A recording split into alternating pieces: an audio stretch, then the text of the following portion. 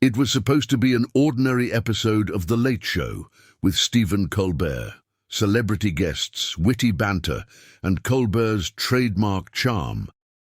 But no one, not even the host himself, could have predicted what would unfold when Traore, relatively low-profile guest by Hollywood standards, stepped onto the stage. Known more for his humanitarian work and philosophical interviews than blockbuster fame, Traore was expected to have a thoughtful, calm conversation. What followed instead was a jaw-dropping moment that left the studio audience stunned, Colbert speechless, and viewers across the country glued to their screens, unsure whether they had just witnessed brilliance or something entirely unexpected. The conversation began innocently enough. Colbert opened with a few playful jokes about Traore's background, referencing his mix of activism and global travel. Traore smiled politely, engaging in the usual back and forth. But then, without warning, he shifted gears completely. "Stephen," he said softly, "do you ever wonder if this is all a dream?" Colbert chuckled, assuming it was the start of a philosophical anecdote. But Traore didn't laugh. Instead, he stood up slowly, looked directly into the camera, and began reciting a spoken-word piece, raw, rhythmic, and deeply personal. The room went completely silent as he continued. His words cut through the studio air like a blade. He spoke of global injustice, the illusion of entertainment, and the silent suffering ignored by the media. The cadence was hypnotic, his tone unwavering. It wasn't rehearsed comedy, it was a performance with purpose. Colbert, taken off guard, tried to interject with a comment to lighten the mood, but Traore calmly held up his hand and continued.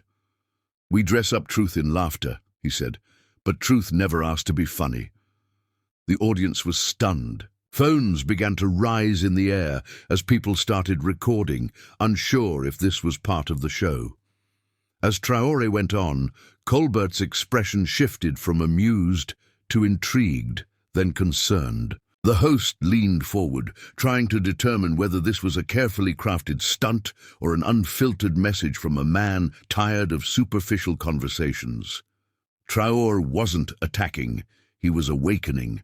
His monologue touched on war, poverty, identity, and silence. At one point, he walked to the edge of the stage, addressing not just Colbert but the viewers watching at home. "You think this is shocking?" he asked. "What's truly shocking is what we choose not to see." A long pause followed, and no one dared break it. Finally, Colbert cleared his throat and asked, "Traore, what are you hoping we take from this?" The guest smiled, finally sitting back down. "To stop pretending. To stop acting like we don't know what's wrong." The crowd clapped softly, still unsure of the boundaries of the moment. Colbert tried to regain footing, suggesting a commercial break, but Traore stopped him again. "This is your stage, Stephen," he said, "but tonight it's everyone's." That line lit up social media instantly. Viewers began tweeting quotes, uploading clips, and calling the moment the most real thing they'd ever seen on late-night TV.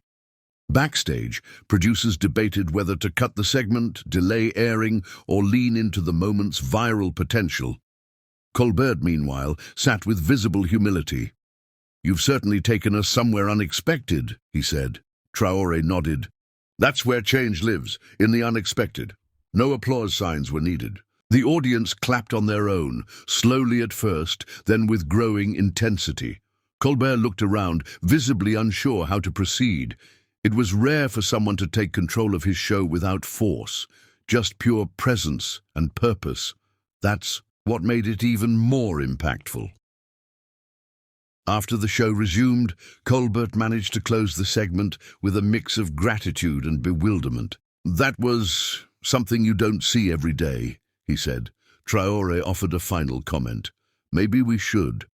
The camera lingered a few seconds longer than usual, capturing both men's expressions, one thoughtful, the other unreadable. As the show wrapped and credits rolled, Viewers around the world took to forums, message boards, and timelines.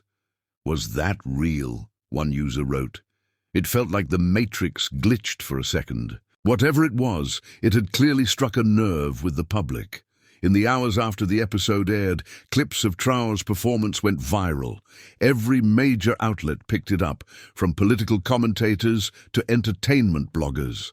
The spoken word piece was transcribed, shared, and analyzed. Some accused the moment of being premeditated performance art, while others saw it as a raw, unscripted awakening. Traore's social media accounts exploded with new followers, many praising him for speaking truth in a space often reserved for safe laughs. The discussion had shifted. This wasn't just about a celebrity interview anymore. It was about what late-night TV could be, if it dared. Stephen Colbert addressed the moment the next night on his show. "We invite guests to say what's on their mind," he said. "Last night, Traore did exactly that, more than anyone expected." He stopped short of endorsing or condemning the message, leaving it up to the audience to interpret.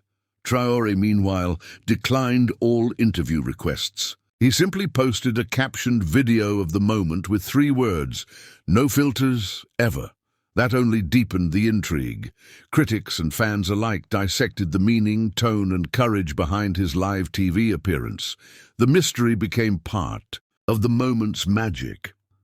In the end, Traore's surprise appearance on The Late Show wasn't just a viral moment, it was a cultural checkpoint. It reminded audiences that beneath the glitz of TV lies a powerful platform, one that can still surprise, challenge, and provoke.